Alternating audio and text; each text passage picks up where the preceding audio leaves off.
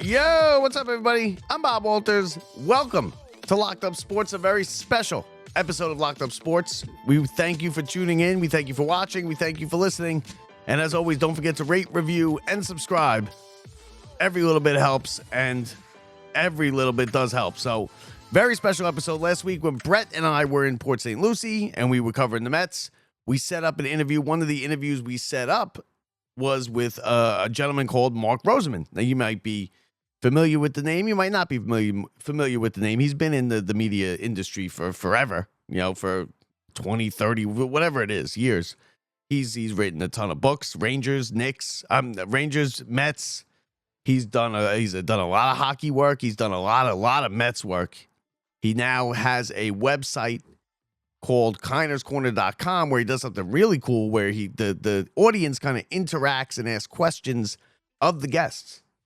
And it's brilliant. It really is. And it, we'll get into that with him. We'll let him explain it. But the reason why it's a special episode and why he's different than other guests that we've had on, and it's his first time on the show, is he's the father of Locked Up Sports. He's the one who started the show. Now, was scrolling through Facebook one day 3 years ago, February, something. And I came across a post that said, hey, anybody want to do a talk show about a Mets talk show, a Mets radio talk show on the internet? So I answered the ad. He asked me to give him a demo tape. He asked me to give him 5 minutes on what my Mets show would sound like. I gave him 20 minutes on John Madden because John Madden had just died the day before. And the rest is history. He's the one who owned 365sportscast.com. If you remember correctly, if you have been with us since the beginning, well, then you remember 365sportscast.com. When we first started this show, we did it Friday nights, 11 o'clock, live on the internet. That's how it started. And then we did that for, I'd say, about a year. And eventually, he went out of business. The station went out of business. And, he went and did his thing, and we kept it alive, Locked Up Sports, as a podcast. The very first logo that we have was actually made by his son. I paid, I think, $35 to his son to make the logo. So, he is the reason why we're here today, and he's the reason why me and Brett do this. And if it wasn't for him, and if it wasn't for the luck of me flying through Facebook and catching that post at that time and answering it, well, then there would be no Locked Up Sports, and the world would be a worse place. All right? Let's be real. So let's get to the interview. I'm going to let him explain everything. We get into some Mets. Because he covers the Mets, the Korner's Corner thing that he does, the Korner'sCorner.com. It's brilliant. It's fun. And I'm going to give you all the information on how you can get involved as well. So let's get to the interview. We'll see you on the other side. I hope you enjoyed, everybody. Mark Rosenman, the father of Locked Up Sports. So now we like to welcome in a very, very special guest. He is, some people call him the father of Locked Up Sports. He's the guy who started the show. His name is Mark Rosenman. He's from Korner'sCorner.com. Mark, thanks for coming on. Thanks for coming on, Too long, Mark. Absolutely my pleasure. Good to see you guys. Hope you're having a good time down there in Port St. Lucie.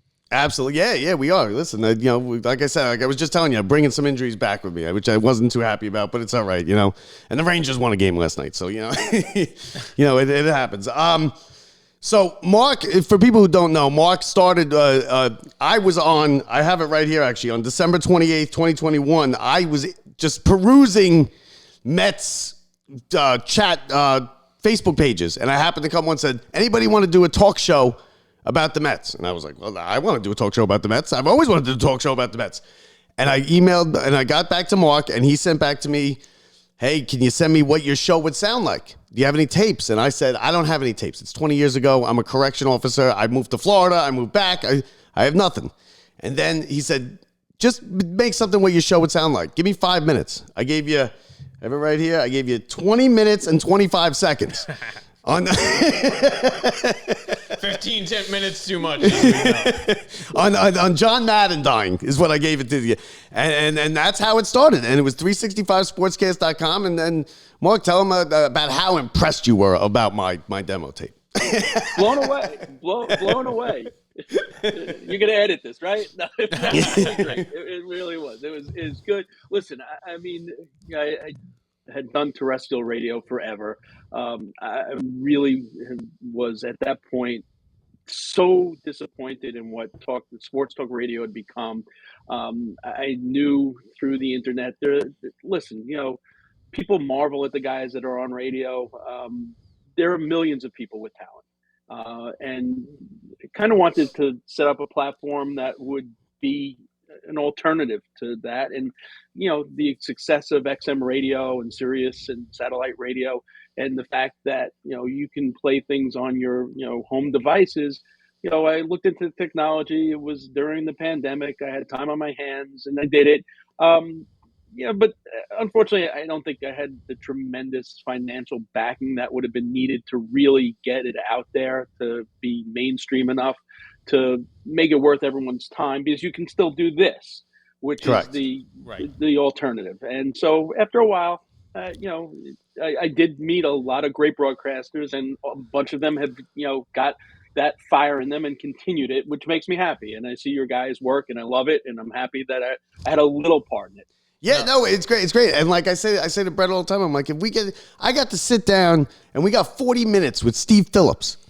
And I was like, if I would have told my 10-year-old self that, or 11-year-old, I mean, that's incredible. Yeah. And we get, it really, honestly, that the whole platform got us started. It got us comfortable. I mean, from where we started and what it was like for our first show to, where we are now. It's kind of funny to look back, and it's kind of, it's really great. We appreciate, all that great. starting, and, hopefully, many more good things to come for both of us, right? Yeah, it was fun. And I still love it. I love it. But for me, what it was for me is it kind of justified the fact, because I always knew that I was always like, because this is what I wanted to do. I wanted to, I went to school for it, and then, of course, ended up in corrections and in Rikers Island. But it justified for me that I knew I could be good at it. I knew I could do it, and it justified that for me that okay, now I could do it, and people saw that I could do it. And whatever happens from it, I'm not crazy. If I get big, if we don't get big, I just enjoy doing it. I love doing it, and it's because of you that gave us the opportunity. So yeah, absolutely. Thank you for giving us that opportunity. I'm glad you added that you went into corrections and ended up at Rikers. Because if you said you ended up in Rikers, it's a whole different story. Yeah. Well, I could have very easily ended up at Rikers, Mark. Don't worry. Don't let me fool you here, okay? I could have very easily ended up in Rikers. Let's try and get out of Florida, so we stay out of one of the ones down here first. So. yeah, these ones are bad. So, Mark does kindnesscorner.com, and I love the thing that you came up with. And for some reason, I wasn't in the Facebook group. I'm going to have to get in that again. You do a thing where you get a guest on, like you said last night, you had Matt Franco, and you let the audience kind of join in and ask questions and be part of the interview, correct? Yeah, so what we've been doing is mostly this Thursday, looking at the schedules the last couple of years, Thursdays have been off nights for the Mets. So every Thursday we have this Zoom room show. It's called Down on the Corner. It's a trip. Listen, I don't know how many of your viewers are of our age, my age, not your age. Obviously, you guys are younger, but Kindness Corner was huge for me. It was my everything. And I did a book 11 years ago called Down on the Corner. And when the book came out, I tried to get the domain name kindnesscorner.com. It was taken. 2 years ago, 2 weeks prior to spring training, it became available. Now, I had been doing terrestrial radio for 17 years, and I was a producer, director, host, co-host, booker for all the guests. And, I was of the, school. I didn't like having repeat guests. You guys know the thrill of finding the guests, doing the research for a really good interview is all part of it. So if you have those repeat guests, it kind of takes away a little of that thrill. 17 years of doing that on a weekly basis gets a little, difficult. Still covering the Mets and the Rangers at the same time. Like I said, 2 weeks prior to spring training 2 years ago, the domain name came available. I hopped on it, built this kindnesscorner.com website. It's all things Mets. We've built the Facebook group is now close to 8,000 people. It's a different Facebook group. It's highly moderated, so there's none of the crazy spam stuff that is in every single Met group now with all these fake stories. No fake stories. We have 10 reporters, all who have been mainstream media. really good writers. We do all different types of features. And the flagship show of the KinersCorner.com, it's on YouTube as well as all our on-field interviews, is this Down on the Corner Zoom Room show, where each week we have a former Met. The last couple of weeks, it's been Dave Magadan, Art Shamsky, Jim Gosker, and last night was Matt Franco. It's by invite only. The members of the group, if they want, they sign up to our mailing list, and then we send out an invite because we want to keep it controlled. I run the first 20 to 25 minutes, of interview, and then I just turn it over to the Zoom room, and it's been awesome. We have a friend of mine who I did college radio with for years, Sal Domino, is a big, memorabilia collector. No matter who the guest is, he pulls out something. The best was we had Dougie Flynn on, and he goes to, he gets out of his chair, he walks back to a wall, he pulls out the subway card, that said, about Doug Flynn, playing for the Mets. It's amazing. And he shows it to the guys and everything. So it's been a great experience. It's a really good group of people that are on weekly, and they ask great questions. So a great experience. It's been a blast for Mets fans to be able to see that interact Yeah, with their favorite good. players, people they love. The same way that we say that we get, to talk to Steve Phillips and we get all energized for it, but all of a sudden it's just like talking to your buddy when all of a sudden you're there. And for those guys to be able to have access to that, it's just really a great thing that you're doing, especially say without the repeat guests and new people every week, and you never know. And who's your favorite? Yeah. So who's your favorite you've had on so far? Oh wow! So well, I'm sure I have relationships. I have relationships with a lot of them. So, Dougie Flynn, I bumped into Doug. It's crazy. I covered that Met team, with Doug Flynn on it, and I walked out from the main park, and Doug was there talking to some of the PR guys. And as soon as I walked out, I know Doug from Met Fantasy Camp as well as interviewing him in the '80s. Doug gives me a big hug, and the PR guy goes, "How do you know Doug?" And Doug goes, "Mark, show him the picture." So I break out a picture of me and Doug Flynn in the Met dugout, me with this full head of hair, and the PR guy goes, "Man, you've been doing this a long time." Yeah. And then one of the other beat reporters, after I walk by, they go, "Who is that?" And they're younger. I go, "Doug Flynn." He goes, "Who's Doug Flynn?" And I go, "Dude, I'm sorry." I said, "I just got to say this. You're covering the Mets. You need to know the guy that was part of a Tom Seaver trade." I go, that's just unacceptable. No, you can't. That was all over the practices. We're over there the other day, and Eduardo Alfonso's over there, and I cannot tell you how many people were like, "Who is that?" And I looked over, and I was like, and he looks just like he did back in the day. So that's not a little bit bigger, but we all a little bit bigger. Now see if I ran that, Brett has a tough time getting a word in when I'm here. So if I had 10 other people, forget it. That 20 minutes that you do would turn into an hour and a half, and I'd be like, we ran out of time, folks, this week. That's why they made mute buttons. Don't worry, we know how to take care of that. If I had anybody else, they would have quit a long time ago with Brett. He's all right with it. He's all right letting me run the show here. But now this year, Mets team. Last year, first of all, let's start with last year. How much fun was that? I mean, that for me was one of the most fun teams, if not the most fun team I've had as an adult. Now we've missed out on the win the championship when you're 15, 16 years old. I got that with the Rangers. The 94 Rangers will always be my all-time favorite team because of that reason. I was 15 years old, and it was kind of that prime time.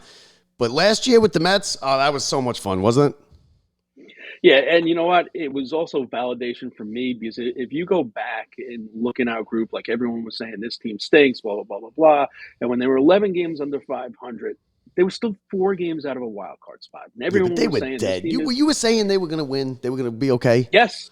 I absolutely go back and look. Put another one on the list. Put another one on the list. To borrow, well, I don't want to go there, but I have the receipts. Okay. Take a look, and people were going nuts, and people were going crazy. And I said, look, you don't have to go back to ancient history. Look at the Phillies the year before. I go 4 games out. I don't care what your record is. And at that point, I think they still had 8 games left with the Phillies, 9 games left with the Braves. Okay. And I said, they're one hot streak away from being right in this. They have the team. Everyone's underperforming. They will, will they win the division? I don't know, but they will be competitive and they'll make it. Plus the fact, I have to say that, and I was a huge Buck Showalter fan as far as X's and O's. And I would really, when you like a guy, sometimes you have, bad feelings. Like for me, I love Coach Quinn for the Rangers. I had a very good relationship with Coach Quinn. And when he was let go, I was like devastated, and I said this was the wrong move. I kind of felt a little like that with Buck, but in the same respect, when I went to spring training last year and I saw the difference in the clubhouse, the way the younger players were at ease. They weren't tense. They weren't relegated to the back. In fact, Jet Williams was front and center as soon as you walked in those first two things. There was a basketball net up. Guys were shooting hoops and just relaxed. Then I went out to the field and saw Carlos Mendoza hitting, fungos, pitching BP, talking to every player. I said, you know what? They're going to be all right. And then I saw early on that he wasn't 100% by the book guy. He also went with his gut. And I'm saying, wow, okay, this is different. This is gonna be somewhere. And the night of the team meeting, the Lopez throwing the glove into the stands. If you go back on kindnesscorner.com, I did a huge article on that team meeting and felt that was the turning point in the season. How, Lindor, who I've been on the Lindor bandwagon from day one, that people, if you're around that team day in and day out, you realize how, I told him that I've been in this industry for 45 years, covered everybody.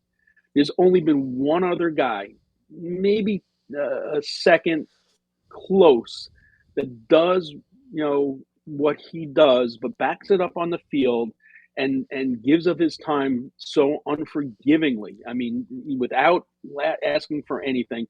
And that was, I told him, Henrik Lundqvist and Curtis Granderson. And I said, people, if I'll tell you this right now, if Francisco Lindor was a New York Yankee, he'd already have a plaque out in Monument Park. Yeah, this guy, you don't realize what he does for this franchise. And that team meeting galvanized the team. He plays the game with a joy, and he's good at it. And the reason why he's good at it is because he plays the game with joy. And he basically told everyone, and listen, as bad as Adam Ottavino was last year, he deserves some credit too, because he was one of the guys in the locker room that said the same thing. Don't you come on this show and give Adam Ottavino credit for nothing. JD Martinez also. They basically just said, guys, we gave paid a lot of money to play a kid's game that we love. Yeah. Let's get back to playing it because we love the game, and things will work out. And that's exactly what happened. Playing tight doesn't work for anybody. We've seen that in some past Mets teams. Guys who are pressing, if you lose, you're going to lose your job. You might be somewhere else. Same thing with managers who, if it doesn't work out. So you were right. It was a much different team to watch last year. It was so much fun to watch. And the biggest thing you said was watching Mendy go with his gut. In times where the analytics have taken over so many things, you go, oh, no, he's going to go with the lefty-righty matchup, or he's going to go with this guy. And he surprised us all. And I will say, I was shocked at how many times it paid off. I kept expecting it to blow up in his face, and it always does once in a while. Yeah. But down the stretch especially. And we even saw, especially with Edwin Diaz in certain situations, and it paid off. Yeah. So think about it. You just mentioned Edwin Diaz. After, Pete hits that monumental home run, after the inning that Diaz had, tell me that doesn't take a set to send him back out there. And he let the first guy on. That was the one. That's right. The first guy got on. He went back out there, tested his temperature, like you said, and to leave him in there. Yep. That's it. Your job it's your job. Yeah, but they also, like you said, they also hit. I mean, the Mets hit a couple top 10 home runs in their franchise history in a matter of 2 weeks.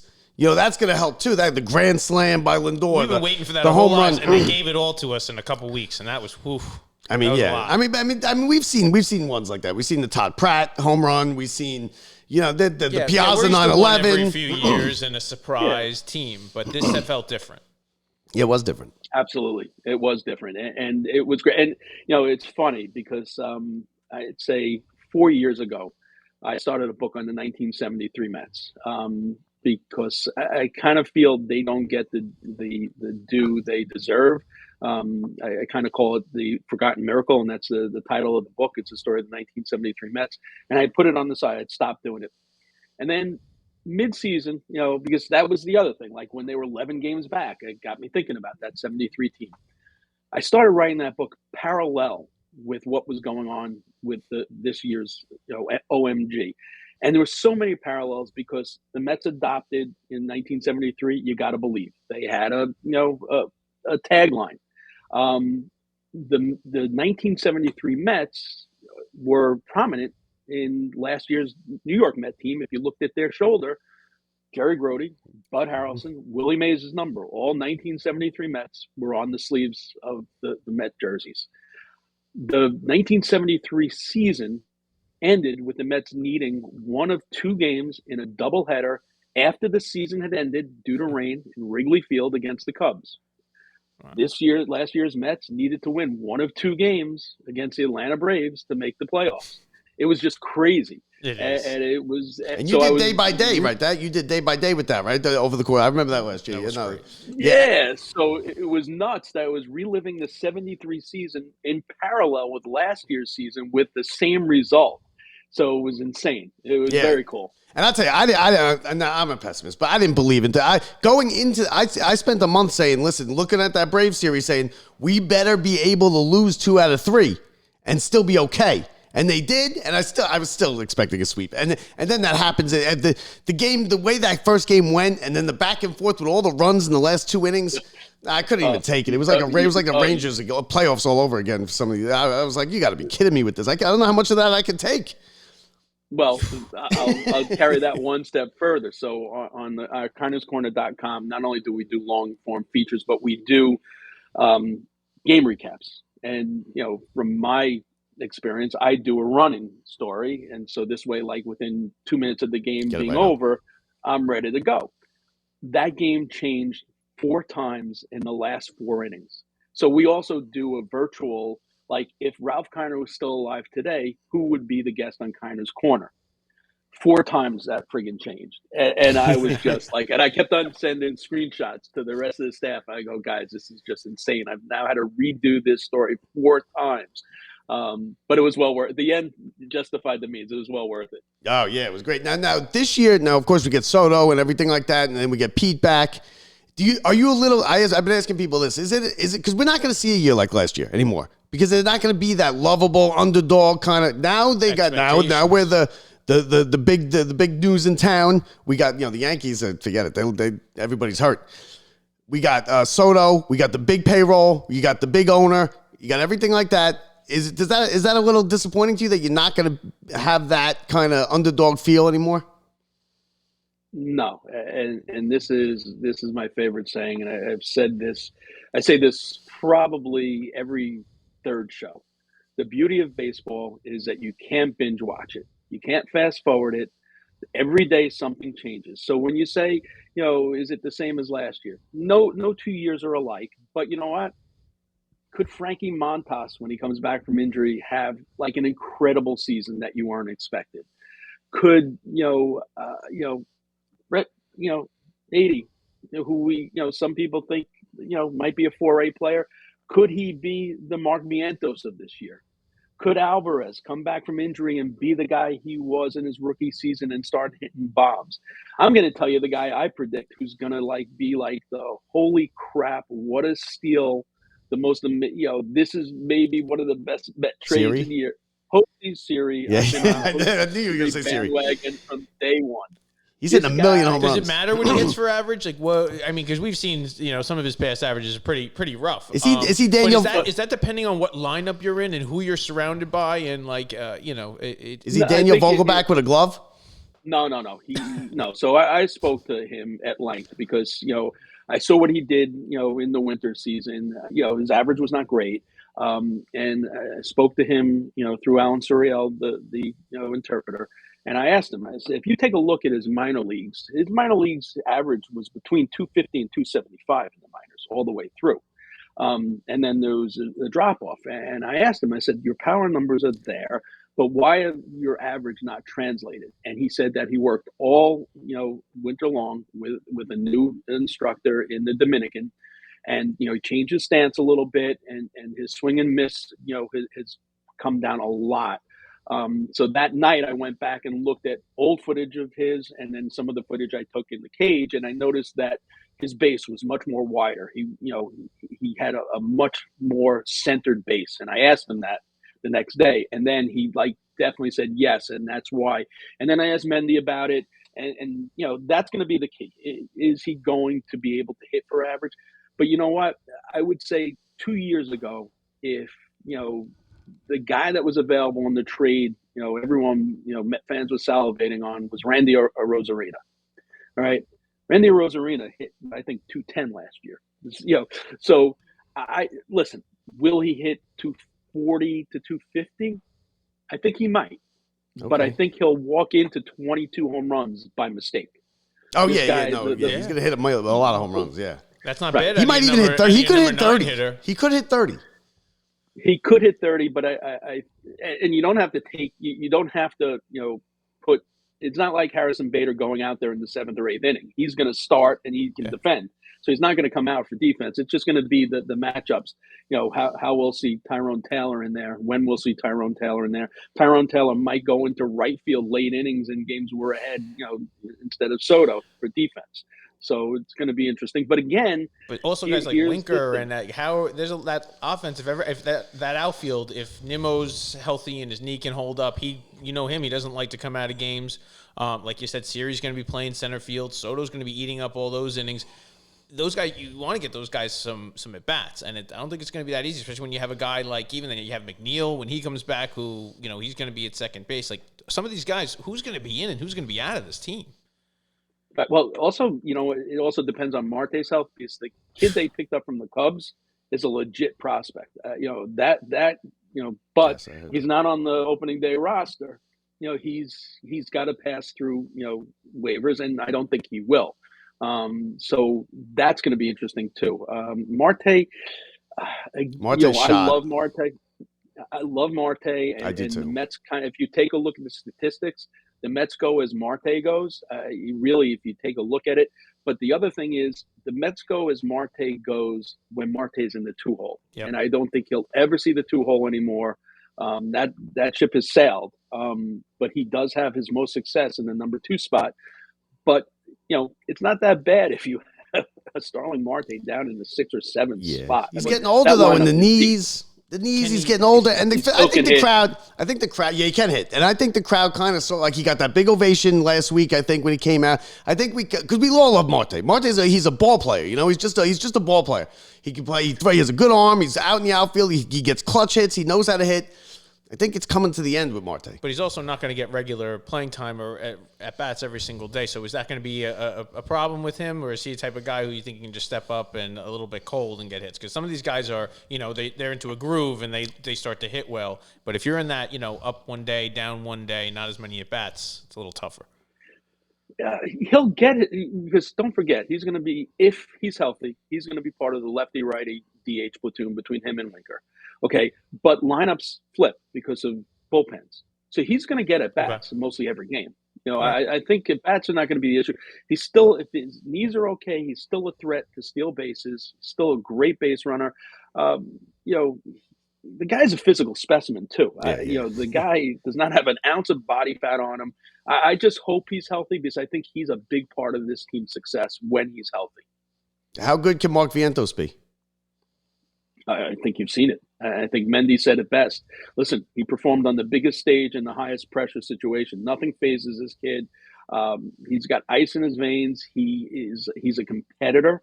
The fact that he worked with Lindor last season to get better at his fielding, and I saw it. His footwork is day and night from when he first came up. I love the kid. I mean, I absolutely.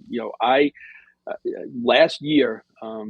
And Kevin Kernan will back me up on this. Kevin Kernan and I was standing, watching and fielding. I said, the Mets are going to make a huge mistake if they don't make Vientos their third baseman. He's the guy. They had no choice. He left them no choice. And they need to extend him, because I truly believe. No, I'm saying this was last year. Oh, yeah. Sorry. Yeah.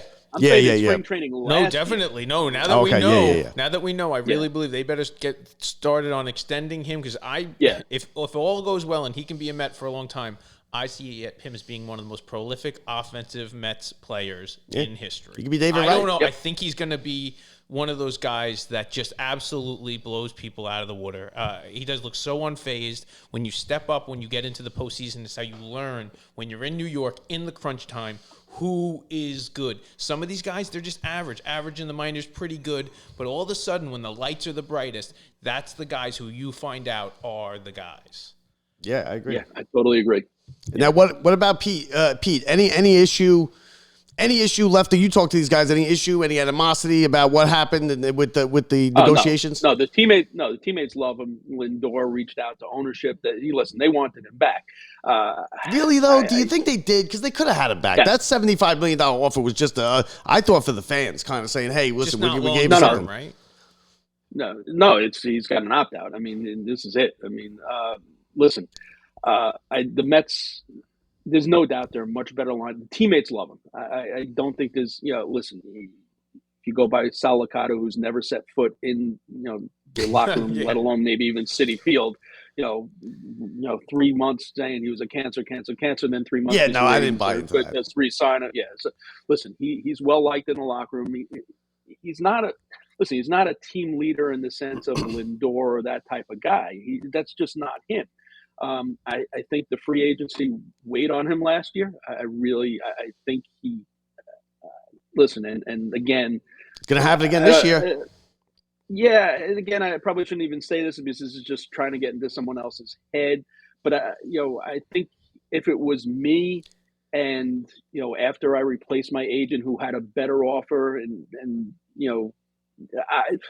I wrote this. I think he had a couple of missteps last year. He bet on himself and he lost. It is what it is. Well, not only that, the biggest misstep is I think he listened to his agent. His agent wanted him to go to the home run derby. His agent wanted him to win the home run derby. So Pete said he'd only do the home run derby if he made the All-Star team. So he basically screwed Lindor and Nimmo, who would have been the Mets representative. That's right. Because they took him, and then he was miserable in the home run derby. And that was a misstep. That to me was a huge misstep. And I think I think he was trying to hit 30 home runs with every at bat. Listen, he's worked on his defense. He told me that his main thing, like he did a deep dive on his defense. He found out that most of his errors were from throwing to second base to get the lead runner. And I saw him, and we talked. His footwork is a little different. That's really a tough throw anyway. That's a tough throw. No, listen, he's a worker. He cares. He loves New York. I just wish, again, this is Stearns, and it's done him well.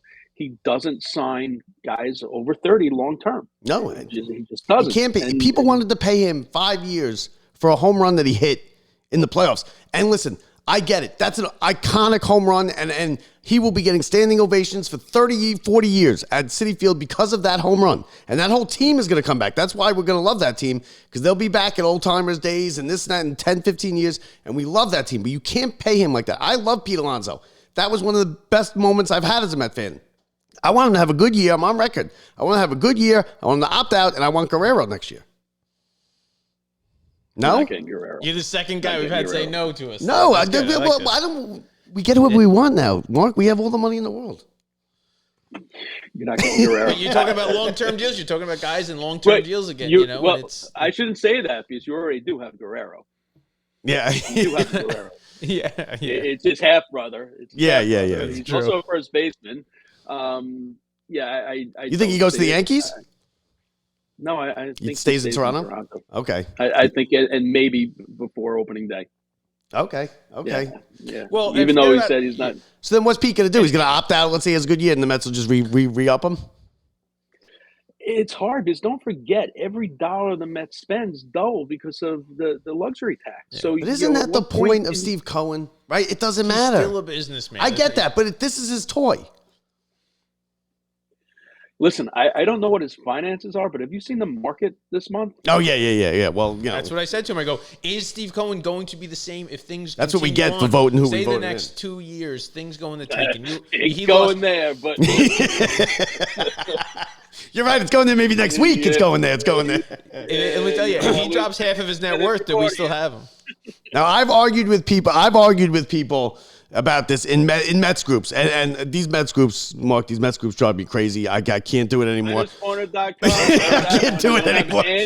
I get in these arguments. My wife's yelling at me. She's like, "You've been doing that for 3 hours." I was like, "No, it's only been 15 minutes." She's like, "No, it's been 3 hours," and I've been arguing with the same person. Bigger Howie Rose call. Matteau, or he did it. Matteau. Oh, okay. Right, good. The fact that you even thought about it, I was like, oh no.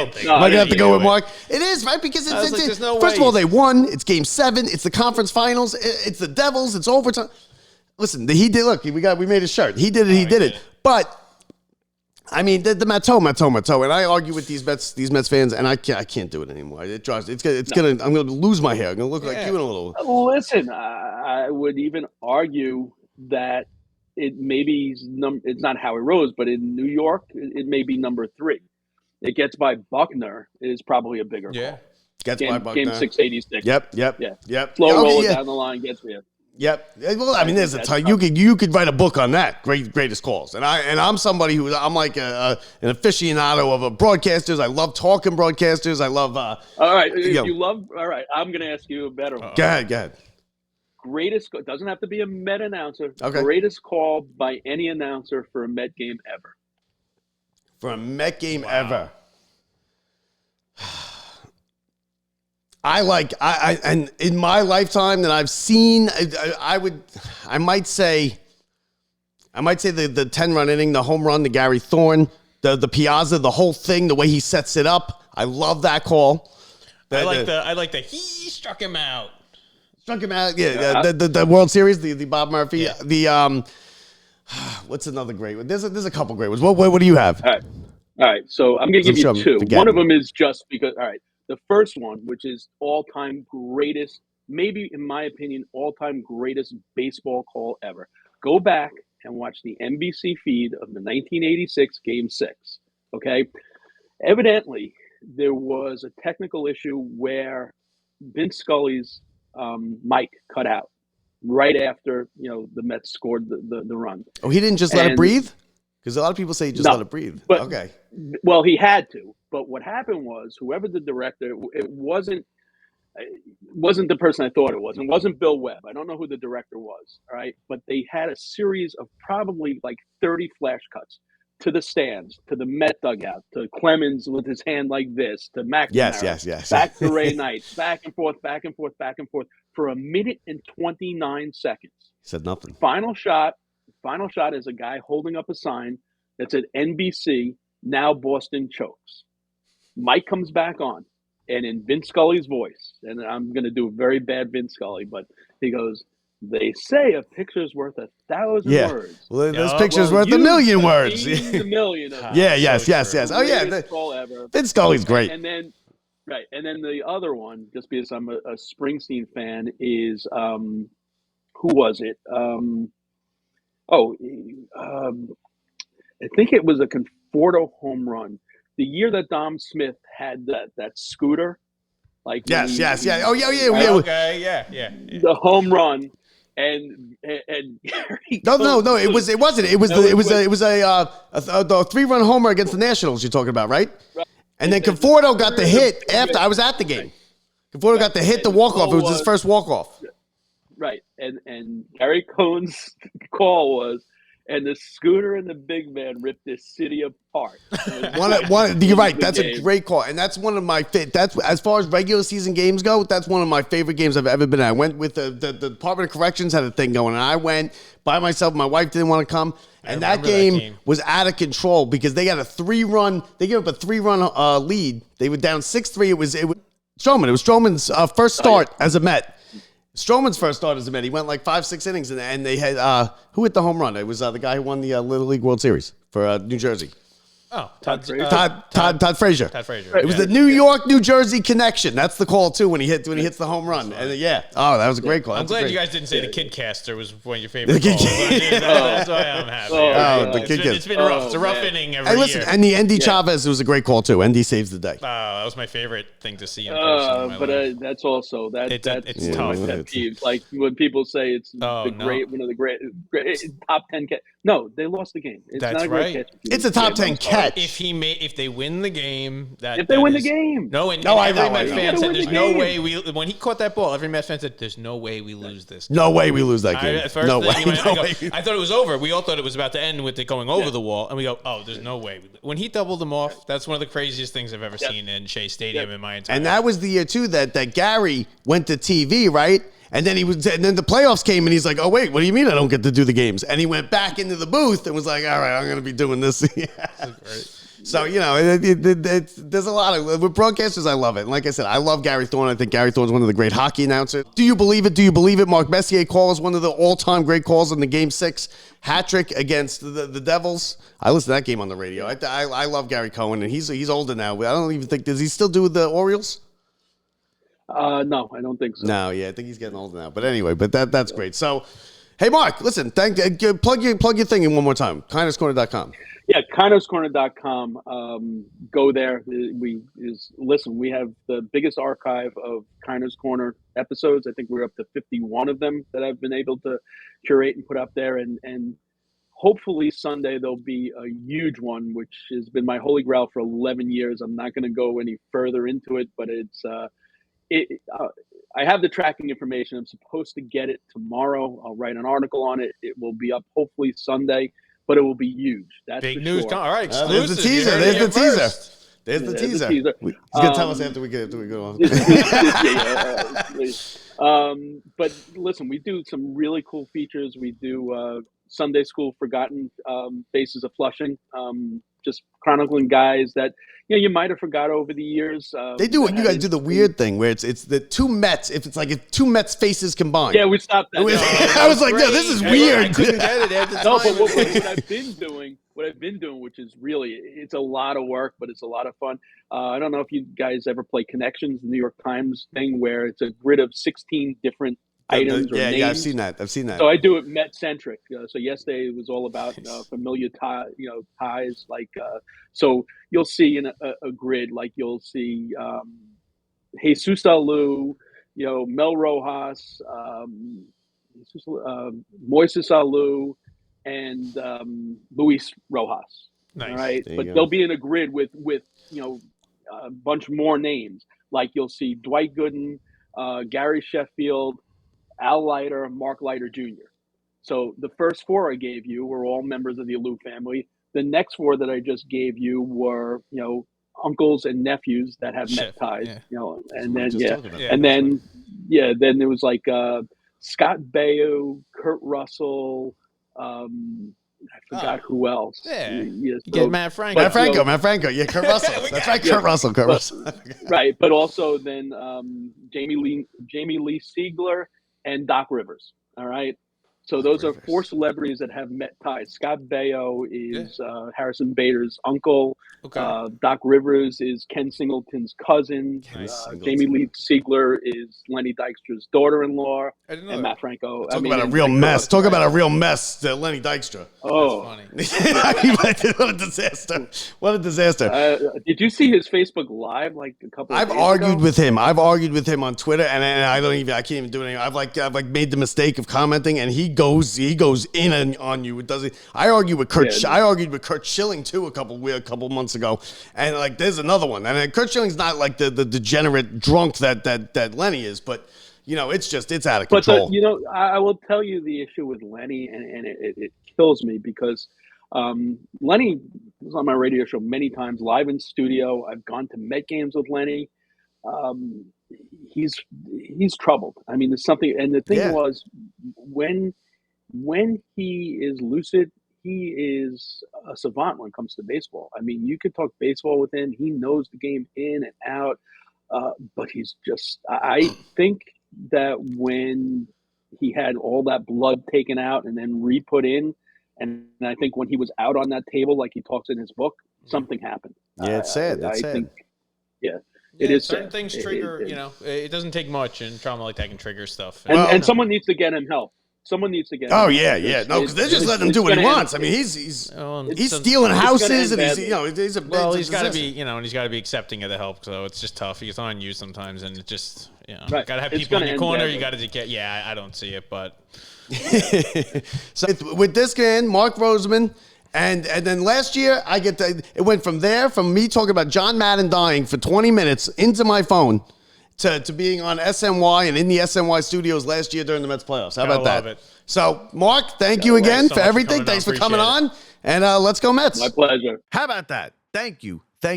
Mark Rosenman, the father of Locked Up Sports.